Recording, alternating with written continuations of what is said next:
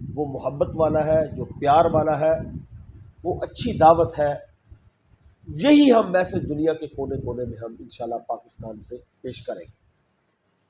میرے بھائیوں، ہمارا برادر ملک ہے انڈیا، وہاں پہ جو حالات ہیں، کبھی خالصتان کی تحریک کھڑی ہوتی ہے، کبھی جناب مسیح برادری یہاں پہ کھڑی ہو جاتی ہے، کبھی جناب مسلمان وہاں پہ کھڑے ہو جاتے ہیں، اور ہندوازم کے تشدد کی وجہ سے اس وقت اس ملک میں کوئی بھی قوم اپنے آپ کو مستحکم نہیں سمجھتی۔ یہ اللہ تعالیٰ کا بہت بڑا احسان ہے، اللہ تعالیٰ کا بہت بڑا فضل ہے کہ یہاں پہ سارے مسالک والے لوگ بھی اور سارے مذاہب والے لوگ بھی ایک جگہ کے اوپر کھڑے ہو کر، ایک جگہ کے اوپر بیٹھ کر اور ایک پلیٹ فارم سے اپنا مشترکہ پیغام بھیجتے ہیں۔ پاکستان ہمارا ہے، ہم پاکستانی ہیں، اور ہم انشاءاللہ پاکستان کا دفاع کرنا جانتے ہیں۔ اور دوسری طرف ہے ممبر و محراب۔ ممبر و محراب کا چونکہ یہاں پہ علماء ہیں، علماء کے سامنے اپنا موقف پیش کرنا ایسے ہی ہے جیسے کسی شخص نے سورج کے سامنے ایک چھوٹا سا دیا کھڑا کر دیا، مگر ہر شخص اپنے معافی ضمیر کا اظہار کرنا اس کے لیے لازم ہے، اور اس کے معافی ضمیر کے اظہار سے اس کے اندر والا جو اس کا نام ہوتا ہے اس کی صحیح طرح عکاسی ہوتی ہے۔ تو اس لیے ہمیں جو قرآن مجید نے دعوت دی ہے، ایک طرف تو یہ دعوت ہے یا اہل الکتاب تعالوا الی کلمۃ سواء بیننا و بینکم الا نعبد الا اللہ، ایک طرف تو یہ دعوت ہے جو اللہ کے نبی صلی اللہ علیہ وسلم نے ہمیں دی ہے، اور دوسری طرف دعوت کیا ہے؟ ادع الی سبیل ربک بالحکمۃ والموعظۃ الحسنہ۔ کسی شخص نے امام ابو حنیفہ رحمہ اللہ سے سوال کیا، امام صاحب یہ بتلائیں اللہ تعالیٰ کا چہرہ کدھر ہے؟ اچھا، وہ کہتے ہیں اللہ تعالیٰ کا چہرہ مشرق کی طرف ہے، تو مغرب کا انکار ہونا تھا۔ اگر وہ کہتے مغرب کی طرف ہے تو مشرق کا انکار ہونا تھا۔ تو امام صاحب علیہ رحمٰ نے اس طرح خوبصورت جواب دیا، فرمانے لگے جدھر تیرا چہرہ ہے ادھر اللہ کا چہرہ ہے۔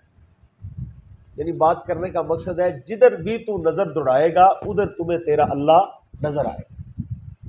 ممبر و محراب کا یہ جو تقدس ہے، میرے بھائیوں، ہم لوگ عام لوگ نہیں ہیں، ہم وہ لوگ ہیں جو رسول اللہ صلی اللہ علیہ وسلم کی مسند کے وارث ہیں۔ یہ اللہ تعالیٰ نے ہمیں یہ اعزاز بخشا ہے۔ بڑے بڑے ایسے دنیا دار لوگ موجود ہیں، بڑے بڑے سرمایہ دار لوگ موجود ہیں، اور بڑے بڑے سیاستدان بھی اللہ تعالیٰ کی زمین کے اوپر موجود۔ میں ان کی نفی نہیں کرنا چاہتا، میرا مقصد ان کی نفی کرنا نہیں ہے، میرا مقصد یہ ہے کہ اتنے اتنے بڑے لوگ موجود ہیں، مگر کوئی شخص یہ نہیں دعویٰ کر سکتا کہ ہم اپنے نبی کے ممبر کے وارث ہیں۔ یعنی اللہ تعالیٰ نے جو ہمیں اعزاز بخشا ہے کہ ہم اپنے نبی حضرت محمد رسول اللہ صلی اللہ علیہ وآلہ وسلم کے ممبر کے وارث ہیں، اور جو ان کے ممبر کا وارث ہوتا ہے وہ ان کی تعلیمات کا بھی وارث ہوتا ہے، اور ان کی تعلیمات کیا ہے؟ وما ارسلناک الا رحمۃ للعالمین وما ارسلناک الا کافۃ للناس بشیرا ونذیرا۔ ان کی دعوت کیا ہے؟ وہ ان کی تعلیمات کیا ہے؟ ان کی تعلیمات رسول اللہ صلی اللہ علیہ وسلم کی سیرت کی شکل میں موجود ہے، ان کی تعلیمات احادیث نبویہ بخاری مسلم کتب احادیث کی شکل میں موجود ہے، ان کی معلومات ہمارے پاس قرآن مجید کی صورت میں موجود ہے۔ ہمیں وہی طریقہ اختیار کرنا چاہیے جو طریقہ ہمیں نبی صلی اللہ علیہ وسلم نے عطا کیا ہے، ہمیں وہی طریقہ اختیار کرنا چاہیے جو ہمارے صحابہ کرام نے اختیار کیا ہے، ہمیں وہی طریقہ اختیار کرنا چاہیے جو ائمہ محدثین نے کیا ہے، ہمارے فقہا نے کیا ہے، ہمارے سلف صالحین نے کیا ہے، ہمیں وہی طریقہ اختیار کرنا چاہیے۔ اس کی میں آپ کو ایک مثال دیتا ہوں۔ خلق قرآن کا مسئلہ علماء جانتے ہیں، یہ کسی دور میں بہت بڑا مسئلہ تھا۔ قرآن مجید مخلوق ہے، تو حضرت امام احمد بن حنبل رحمہ اللہ نے ساری زندگی اس بات کے اوپر ڈٹے رہے کہ قرآن مجید اللہ تعالیٰ کی مخلوق نہیں ہے، قرآن مجید اللہ کا کلام۔ عزیزتیں برداشت کی، سارا کچھ کیا، مگر انہوں نے کسی صورت میں حاکم وقت کے خلاف بغاوت نہیں کی۔ اس کی مثال ہمیں کسی شکل میں نہیں ملتی۔ اپنا موقف ضرور بیان کیا، مگر حاکم وقت کے خلاف یا اپنے اس ملک میں رہتے ہوئے انتشار والی صورت پیدا نہیں کی، بلکہ انہوں نے منبر و محراب سے وہی درس دیا ہے جو درس ان کو دینا چاہیے تھا۔ ہمارے لیے ان کی یہ سیرت بہترین نمونہ ہے۔ یہ ہمارا پاکستان ہے، ہم اس میں اختلاف رائے رکھیں، اختلاف رائے رکھنی چاہیے، اختلاف رائے میں خیر ہے، اختلاف رائے میں برکت ہے، اور جب بندے کی نیت اچھی ہو تو رائے میں اختلاف کرتا ہے تو یہ وہی رائے اس کے لیے باعث رحمت بن جاتی ہے، اس کے لیے اور لوگوں کے لیے۔ یعنی میں آپ کو ایک مثال دیتا ہوں، ہمیں اختلاف رائے رکھنی چاہیے، دشمنی اور عداوت نہیں رکھنی چاہیے۔ جو شخص دشمنی اور عداوت والا ماحول بنائے گا وہ پاکستان کو کسی طریقے میں مستحکم نہیں کرے گا، اور وہ منبر و محراب کا کسی طریقے سے وارث نہیں قرار پائے گا۔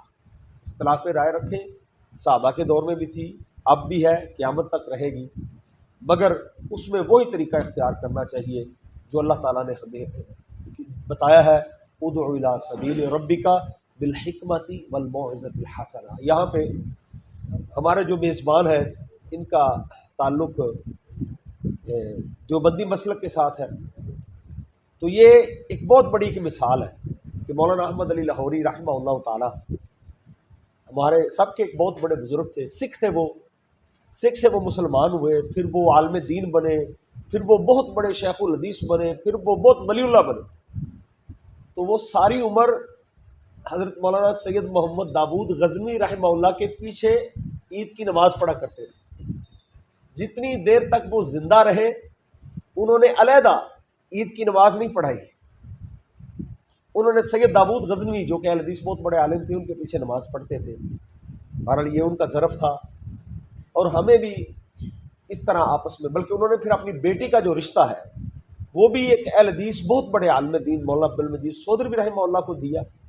یعنی ہمارے بڑوں نے ہمارے لیے ایسی مثالیں رکھ کے گئے ہیں، اگر دور تو صحابہ کرام کا دور تو بہت دور ہے نا جی، ائمہ کا دور تو بہت دور ہے، اگر ہم آج سے 15 20 30 40 سال پیچھے چلے جائیں، یعنی ضیاء الحق کے یعنی بھٹو کے دور سے پیچھے چلے جائیں، تو ہمارے علماء کرام کا کردار ہمارے لیے مشعل راہ ہے۔